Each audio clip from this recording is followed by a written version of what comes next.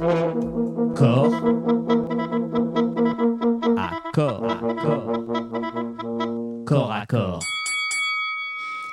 Alors, ça fait quand même 13 semaines exactement qui se sont écoulées depuis la dissolution de l'Assemblée nationale, 8 semaines depuis le second tour des législatives qui a donné une majorité, comme vous le savez, très relative au nouveau Front populaire.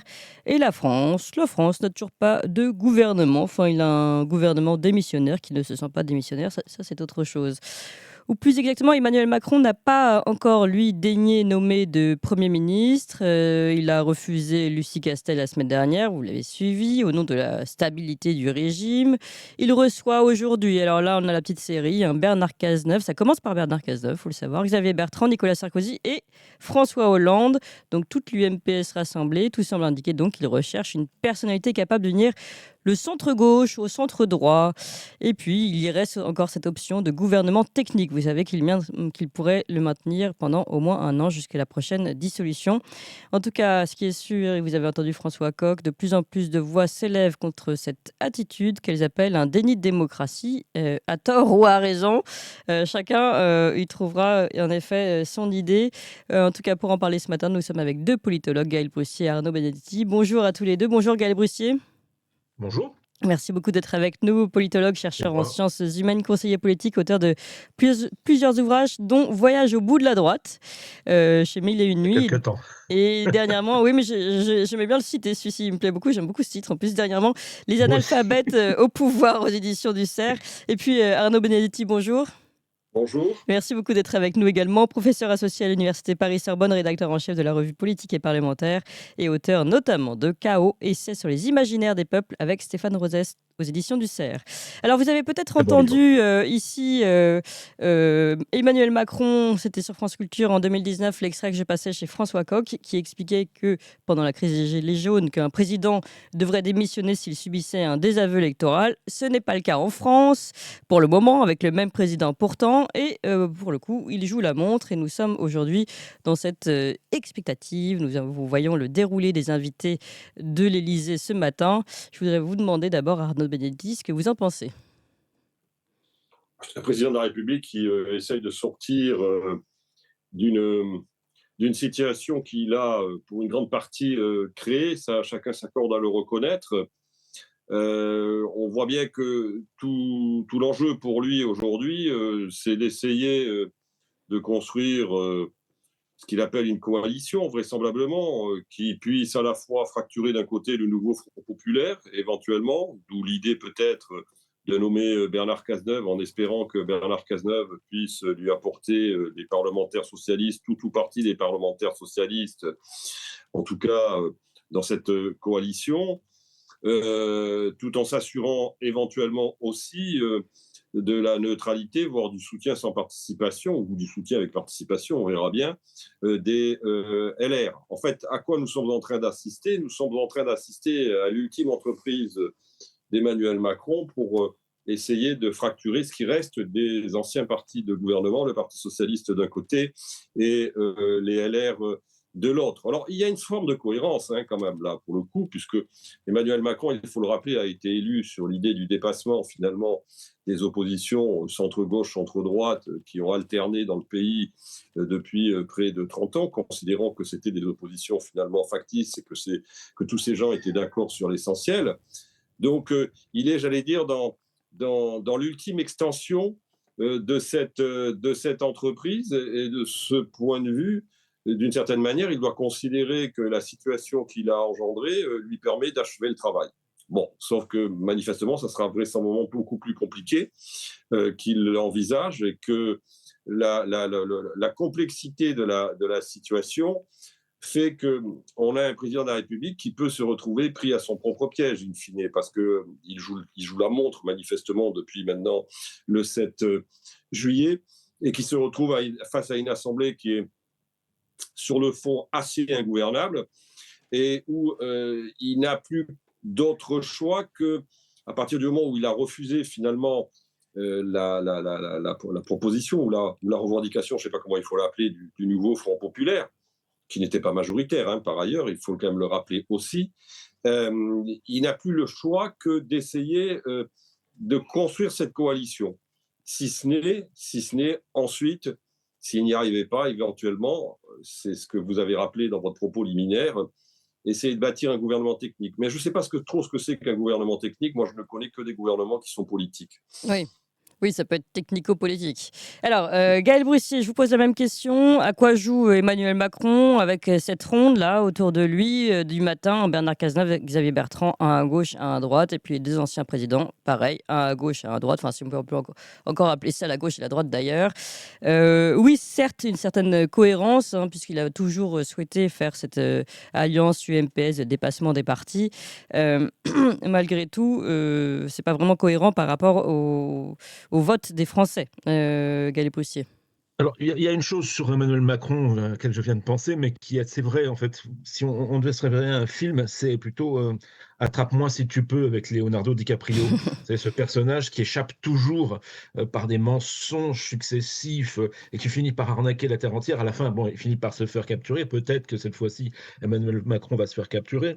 Mais Emmanuel Macron est né de quoi? Il est né d'une crise de régime qui n'était pas née avec lui. Beaucoup de gens disent « Ah, il va y avoir crise de régime, il va y avoir crise de régime ». Nous sommes, comme d'autres pays européens, l'Italie l'a résolu par le mélonisme, d'une certaine manière. L'Espagne est toujours en train de patauger dedans. L'Allemagne va y rentrer, mais la crise de régime, le détonateur était posé avec le quinquennat. La crise de 2008 a enclenché les choses. Et là, en général, les grands médias et les grandes consciences disent qu'il faut faire une grande coalition, il faut faire travailler ensemble les gens de bonne volonté, etc., etc. Et c'est ce que voulait symboliser la campagne de 2017 d'Emmanuel Macron, qui était une campagne soutenue, rappelons-le, par absolument toutes les castes ou tous les groupes ayant participé au gouvernement, des baristes, des chiraciens, des Oui, juppéistes, etc., etc. Il faut se souvenir quand même de l'étalage jusqu'à Jean-Pierre Chevènement, qui, de oui, manière assez surprenante, est venu poser dans cette espèce de meeting au zénith de la Défense. On a donc cette perspective-là qui est de dire faisons travailler ensemble. En fait, ils ne vont pas travailler. On voit très très bien les gens de bonne volonté. Vous prenez deux cas, M. François Braun, qui est un grand urgentiste, et M. Dupond-Moretti, qui est un grand avocat ténor du barreau. Ils n'ont rien pu faire puisque la crise de régime est telle que si on s'en réfère, par exemple, à ce que dit Bastien François, la technocratie et la technostructure a pris est une gang pas totalement un gang, qui a prise sur le pouvoir et qui l'empêche de faire quoi que ce soit. À tel point que, si vous voulez, vous avez l'exemple inverse, mais qui est l'exemple reflet, qui est celui de M. Aurélien Rousseau, que j'ai connu communiste à l'hôtel de ville, qui est devenu ARS, qui a supprimé quantité de lits d'hôpitaux, est oui, devenu ministre de la Santé, ovationné par tout le monde comme étant le meilleur gestionnaire humain, etc., etc., oui. et puis qui a pris un prétexte fallacieux pour prendre la poudre d'escampette et se retrouver au Parti socialiste, où il importe des solutions d'ailleurs que le Parti socialiste connaît depuis toujours. Donc ce personnel est totalement interchangeable. Sur la question de Cazeneuve, je serais beaucoup plus...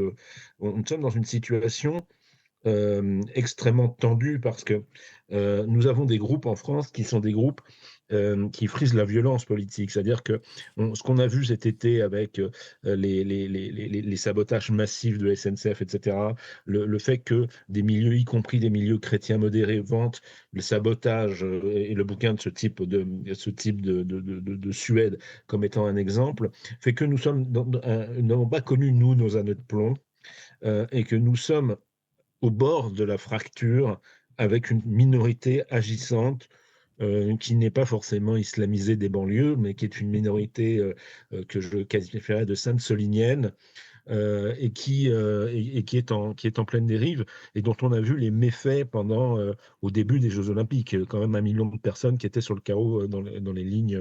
On reconnaît très très bien la marque de fabrique en vérité de ce genre d'action. Si c'est pas eux, c'est leurs cousins, quoi. Donc Cazeneuve a pour mérite d'être respecté à gauche et à droite.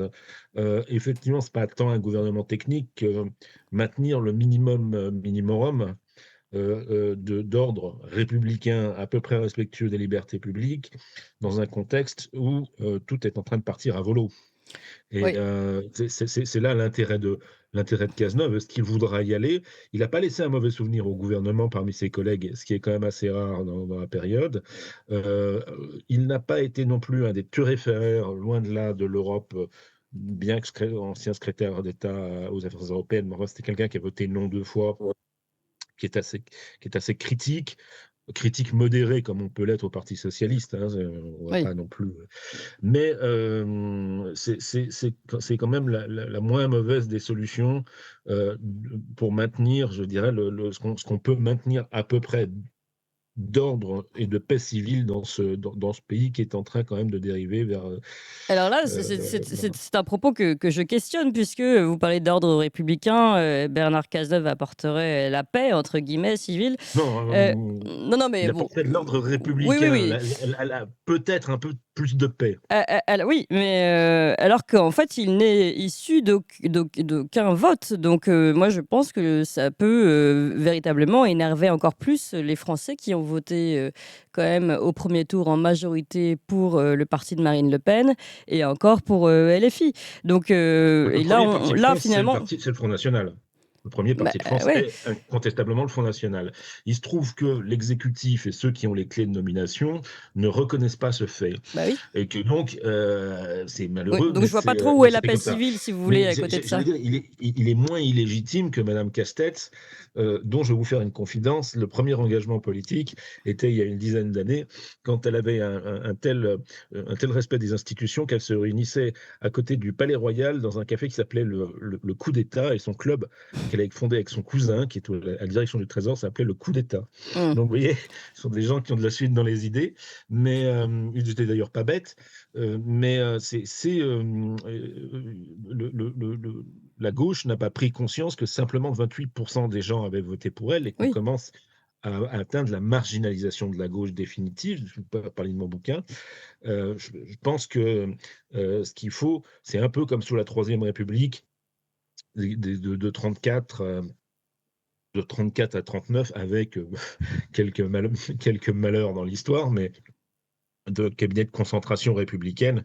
Ce sera technique parce que la vérité, c'est que tant qu'on n'a pas mis à bas la Ve République telle qu'elle est devenue, les technocrates seront quand même largement aux commandes. Oui, mais bon, moi, c'est pas ce que j'appelle, enfin, c'est pas ce que j'appelle de mes voeux, en tout cas, ni l'ordre Non, mais républicain. Mais on va continuer de discuter, évidemment. Arnaud Benedetti. Écoutez, moi, Bernard Cazeneuve, disons, c'est une. De toute façon, toutes les solutions seront des côtes mal taillées, quoi qu'il arrive, compte tenu de la situation dans laquelle on se retrouve. La vraie question aujourd'hui pour le président de la République, dans l'agenda politique qui est le nôtre, c'est-à-dire en ce début de mois de septembre et de rentrée, c'est de pouvoir nommer un gouvernement qui résiste à la possibilité d'une motion de censure immédiate.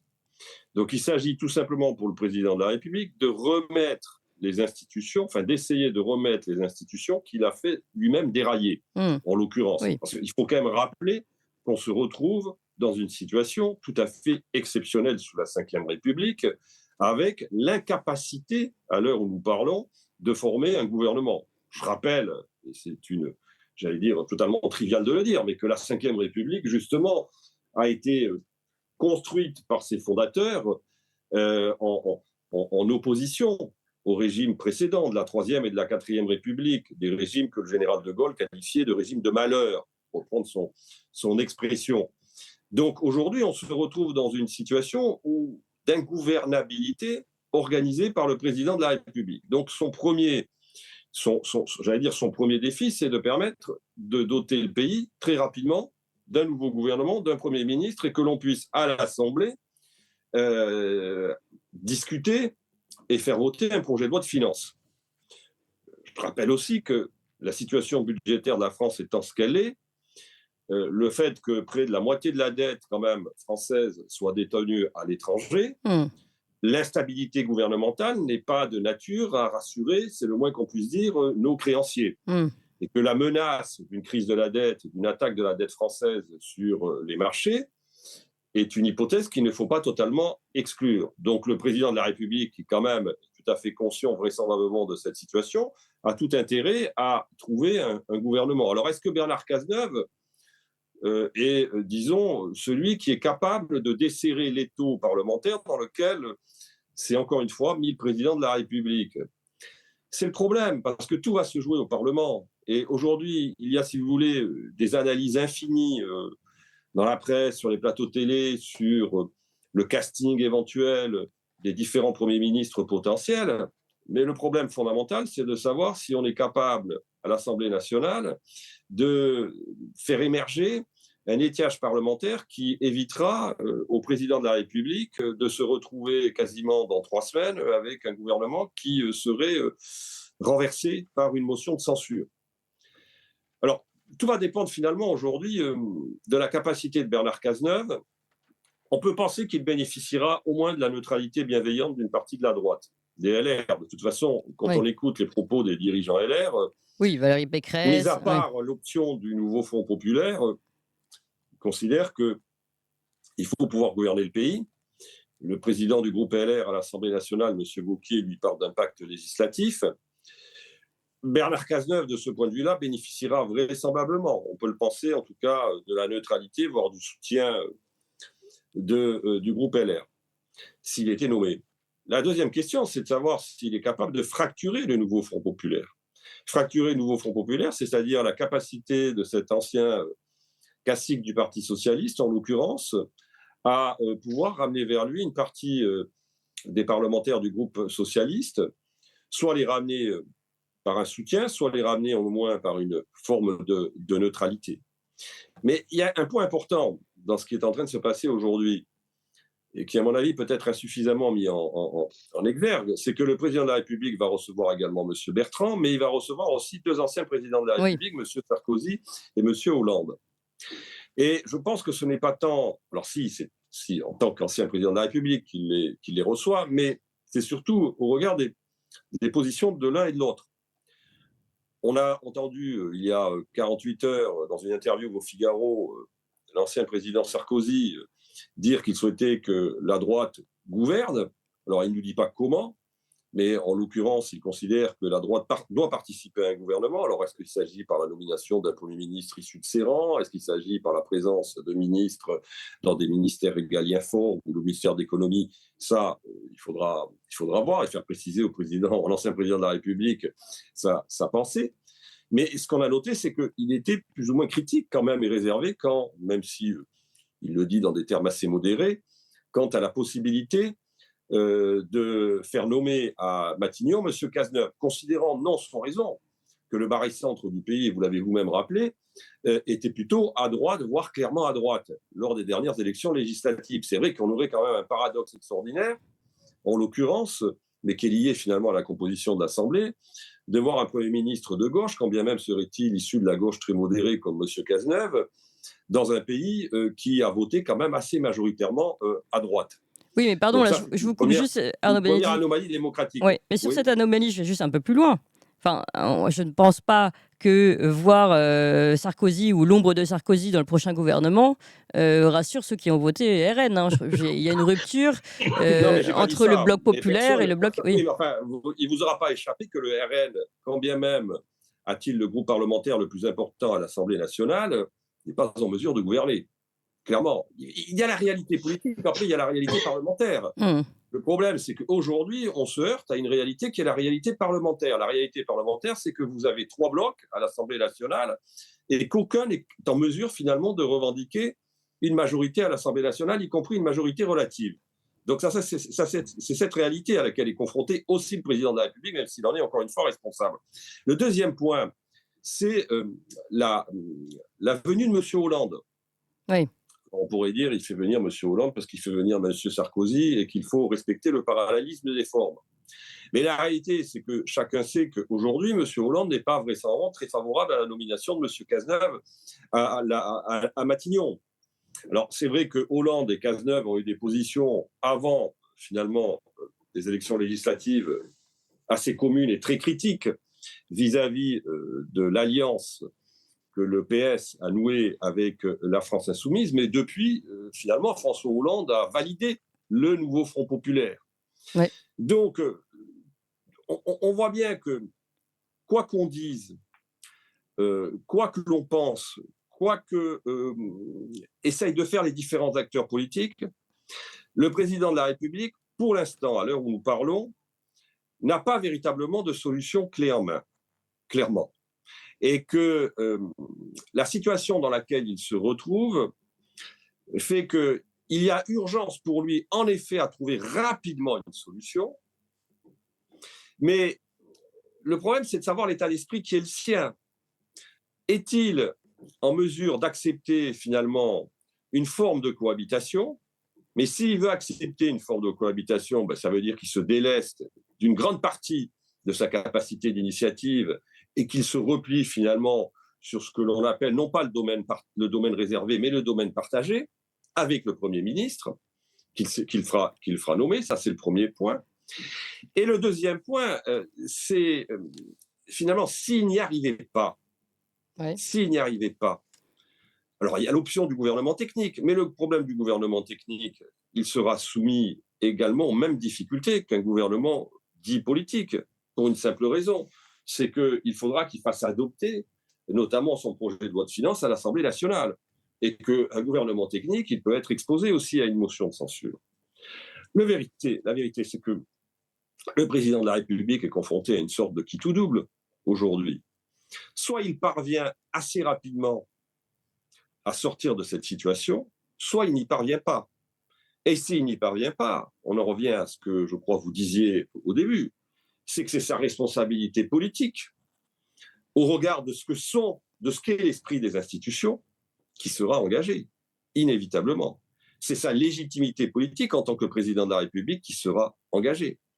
Donc, on nous dit que le président de la République se satisfait de cette situation. Moi, je ne suis pas du tout sûr que cette situation lui profite, en l'occurrence, et qu'on peut se retrouver très rapidement dans une situation de blocage telle qu'on ait une accélération du calendrier politique. Et quand vous dites que sa responsabilité sera engagée, vous le pensez sous quelle forme ? Inévitablement, imaginons, faisant un peu de politique fiction, mais on se retrouve dans une configuration d'instabilité politique telle qu'aucun gouvernement ne puisse disposer d'une majorité à l'Assemblée nationale qui lui permette de gouverner sur la durée, que tout d'un coup, la dette française soit attaquée sur les marchés. Dans une configuration telle, vous aurez un certain nombre d'acteurs politiques, mais aussi d'acteurs économiques qui commenceront à se poser la question du maintien du président de la République à l'Élysée.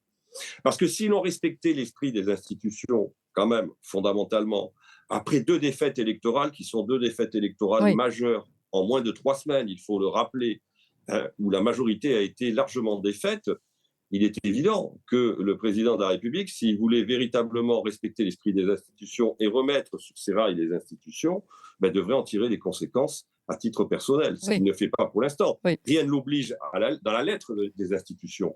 Mais l'esprit, malgré tout, d'une certaine manière, devrait commander dans cette affaire. Oui, je suis bien d'accord. Et c'est bien là que moi, je trouverais plus un ordre républicain que dans le choix d'un Bernard Cazeneuve, par exemple. Alors, Gaël Broussier, c'était une pique pour vous. Je vous redonne la parole. Vous avez entendu Arnaud Benedetti. L'avocat de Cazeneuve. Oui, mais je pense que si vous voulez, dans un univers de vulgarité, de bassesse d'esprit, d'égotisme, d'exhibitionnisme qu'il y a, on a vu que Cazeneuve était un peu loin de tout ça et que ça fait pas tant de mal que ça. Maintenant, il faudrait comparer avec une situation qui est une situation transalpine qui est d'il y a 10 ans, quand il y a eu les gouvernements Monti et les gouvernements Letta. Le péché de ces gouvernements n'a pas été de rapprocher des gens compétents, ni des gens, parce que Jean-Franco Fini soutenait Monti, et que Alfano soutenait ensuite le gouvernement Letta dans des grandes coalitions, une technique et l'autre de grandes coalitions partisanes. Ça a été un trou noir politique. Pourquoi ? Parce qu'ils ont appliqué les recettes voulues par Bruxelles.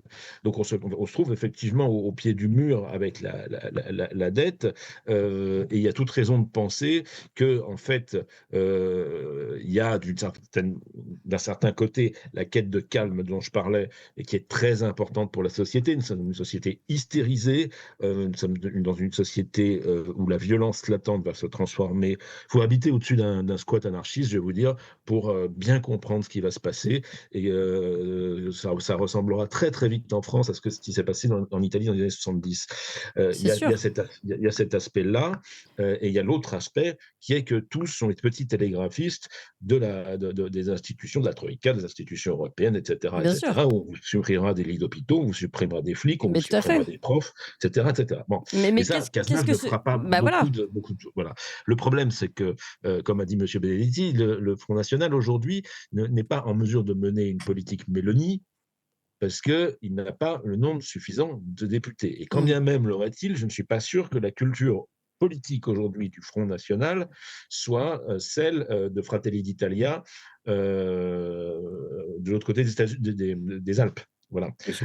Donc on se trouve dans une situation extrêmement bloquée, avec une gauche qui il faut reconnaître, a atteint un niveau pour avoir fréquenté très longtemps le Parti socialiste.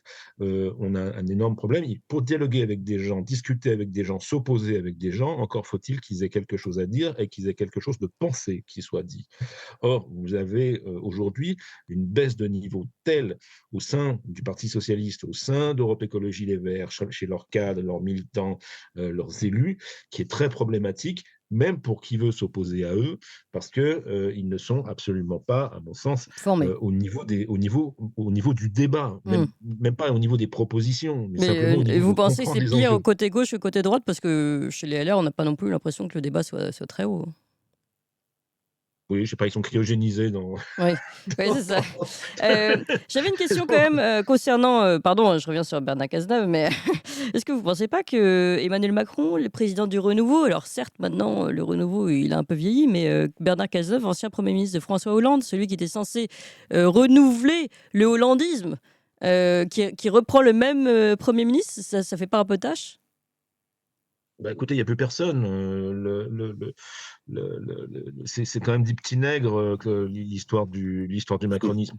On n'arrive plus. Je vais être condamné par la justice, mais vous n'avez plus un macroniste vivant.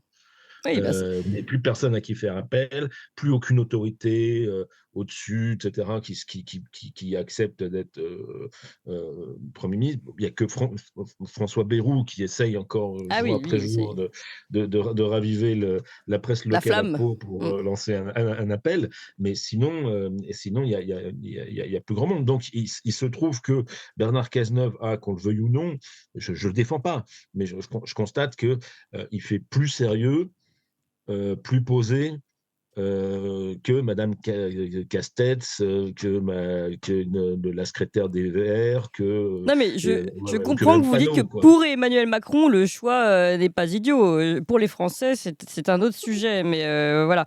Alors, justement, vous parlez de François Bayrou. Je vous propose qu'on l'écoute, François Bayrou, qui en effet fait la tournée des plateaux pour défendre Emmanuel Macron.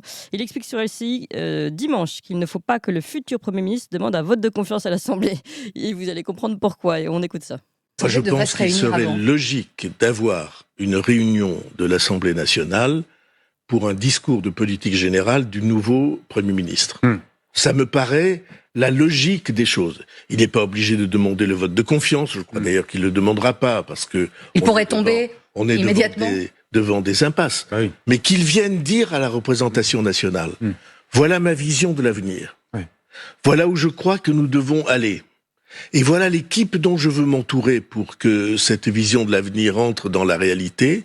Alors ça me paraîtrait non seulement normal, légitime, mais souhaitable. Voilà, François Bayrou, Arnaud Benedetti. Finalement, François Bayrou dit un peu ce que vous disiez tout à l'heure. De toute façon, Emmanuel Macron est un peu coincé, comme vous le disiez, dans une situation où il peut se faire renverser à n'importe quel moment. Et là, François Bayrou qui dit il ne faudrait peut-être pas qu'il demande un vote de confiance à l'Assemblée parce que sinon, il se retrouverait face à une impasse. Est-ce que vous confirmez? Je rappelle que de toute façon, lors de la précédente législature, de mémoire, peut-être Gaël Brustier me corrigera, mais je pense que ni M. Attal, ni Mme Borne, dans une législature avec déjà une majorité relative, l'ont demandé un vote de confiance. Donc, en l'occurrence, on voit mal aujourd'hui un nouveau Premier ministre ou une nouvelle Première ministre, compte tenu de la physique des forces à l'Assemblée nationale, se risquer à demander un vote de Bien sûr. confiance à une Assemblée nationale qui apparaît quand même fortement indomptable. Oui, oui. Donc ça, c'est me semble-t-il, une réalité, mais ce qui montre bien quand même la limite de l'exercice.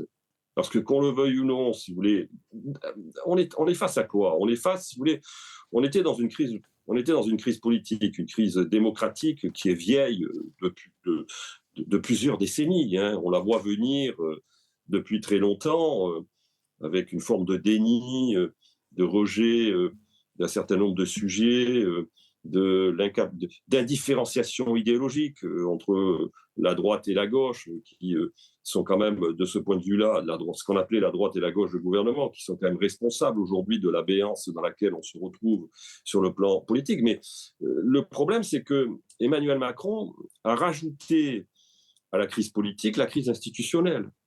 C'est-à-dire que finalement, la dernière vertèbre qui à peu près restait debout encore dans ce pays et qui faisait que malgré les difficultés, malgré les crises, finalement on avait des institutions qui amortissaient les chocs extérieurs. Aujourd'hui, cette dernière vertèbre est profondément bousculée par la situation parlementaire dans laquelle nous nous retrouvons. Finalement, on peut se poser la question, alors si on était un peu cynique, mais il ne faut pas totalement exclure le cynisme en politique. Oui. Si cette situation, sur le plan intellectuel, ne satisfait pas Emmanuel Macron, parce que Emmanuel Macron, quel est-il? Vous avez parlé d'Ancien Monde et de Nouveau Monde. Enfin bon, soyons clairs, le Nouveau Monde était une formule de marketing qui ne visait tout simplement qu'à faire survivre l'Ancien Monde. C'était du ripollinage, parce que ce sont les mêmes gens qui ont gouverné qui se sont retrouvés dans le macronisme. Hein. Il n'y a pas eu de changement, contrairement à ce qu'on pense, ni d'orientation politique et même de personnel politique, puisque de toute façon, on est allé récupérer soit au Parti Socialiste, soit au LR, les Strauss-Kahniens, politiques issus de ces formations de gouvernement. Mais finalement, le logiciel de Macron, c'est quoi, en principe? C'est le logiciel de l'adaptation, ce qu'il juge en tout cas, l'adaptation de la France, considérait l'adaptation de la France aux standards de la mondialisation. Donc tout ce qui, d'une certaine manière, va affaiblir ce qui fait l'épine dorsale de la nation, d'une certaine manière, concourt, à ses yeux peut-être, partiellement au moins, à cette adaptation. Les institutions, c'est quand même l'expression de la souveraineté, qu'on le veuille ou non. Et quand vous les affaiblissez, vous affaiblissez le pays. Et donc vous forcez presque, d'une certaine manière, le pays à... vous le fragilisez, vous le laissez à découvert, on est à découvert puisqu'on n'a plus de gouvernement aujourd'hui, et vous pouvez mieux lui imposer un certain nombre d'injonctions, d'autant plus que, si vous voulez, ce qui se passe en général lorsque vous êtes dans une situation avec des institutions politiques qui sont affaiblies, qui prend le pouvoir, c'est la technostructure. Oui. D'ailleurs, c'était vrai sous la 4e République. Hein. On disait la 4e République, la 4e République était avec une autre culture parlementaire, une autre culture politique, certes, mais il y avait un bouquin d'un politiste historien britannique, Philip Williams, dans les années 70, qui avait fait une histoire de la 4e République, qui expliquait très bien que finalement cette instabilité politique dont était l'objet, le régime, était pallié par une technostructure qui, d'une certaine manière, gouvernait, notamment avec les préfets, qui avaient un rôle extrêmement important, entre autres. Donc, si vous voulez, cette situation qui est une situation tout à fait, en effet, pathologique ou anomique sur le plan institutionnel, d'une certaine façon, c'est un levier ou un outil qui, au vu du logiciel d'Emmanuel Macron, n'est pas, j'allais dire, totalement orthogonal de ce logiciel. Oui, mais donc, alors c'est très intéressant. L'affaiblissement des institutions, l'affaiblissement y compris des finances publiques, tout ça, ce sont des outils qui vont, d'une certaine manière, là encore, dans le sens d'Emmanuel Macron, à l'adaptation du pays à la globalisation. Oui, mais alors c'est très important, je pense, que vous êtes en train de dire, et c'est pourquoi on peut considérer qu'Emmanuel Macron a plusieurs lignes, celle officielle de « je cherche un gouvernement le plus vite possible qui soit gouvernable dans l'ordre républicain », etc. Je reprends les mots. Et deuxièmement, en fait, cette fragilité va nous pousser à une forme de technostructure européiste, parce qu'on dit que c'est apolitique, la technostructure, non, c'est toujours européiste, donc finalement qui va dans le sens de sa marche, comme vous dites, d'ouverture à la mondialisation. on peut peut-être lire entre les lignes quand on dit proposer un gouvernement digne de ce nom qui puisse tenir et faciliter le vote du budget, etc. Et puis derrière, l'ouverture, en effet, de notre monde à une mondialisation à marche forcée. Oui, alors, il ne faut pas non plus, je veux dire, que tout ça est... En tout cas, tout ça peut servir presque mécaniquement cet objectif-là. Voilà. Je ne dis pas que Emmanuel Macron a décidé de dissoudre l'Assemblée nationale avec cet objectif. Bon, il faudra un jour peut-être réfléchir sur et se poser la question de ce qui a motivé ce geste au mois de juin dernier. Mais il est clair que mutadis mutandis, d'une certaine façon, cette situation tout à fait nouvelle peut servir cet objectif. Oui. Qu'est-ce que fait Emmanuel Macron aujourd'hui ?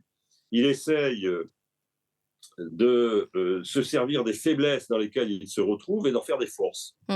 Donc voilà, c'est une tactique qui est bien connue, qui est une tactique de judoka d'une certaine manière. Bon, après le problème, c'est qu'on arrive quand même aux limites du système.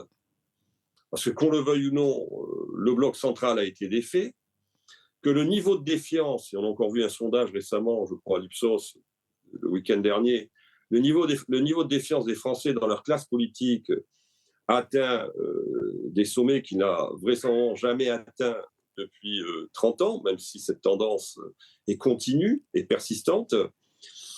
Et qu'aujourd'hui, encore une fois, le problème, c'est que finalement, la classe dirigeante de ce pays, c'est là qu'on arrive aux contradictions, a été sauvée à plusieurs reprises par la force des institutions. Oui. Et que le moment où vous affaiblissez les institutions devient un moment qui est particulièrement critique, qu'on le veuille ou non. Dangereux pour la classe politique. Dirigeante. Eh bien, on va rester sur ce mot de la fin. Merci beaucoup à tous les deux, Gaël Brustier. Et ce livre, Les analphabètes au pouvoir aux éditions du CERF, Arnaud Benedetti, aux portes du pouvoir, RN, l'inéductable victoire aux éditions Michel Lafon. Merci beaucoup à tous les deux.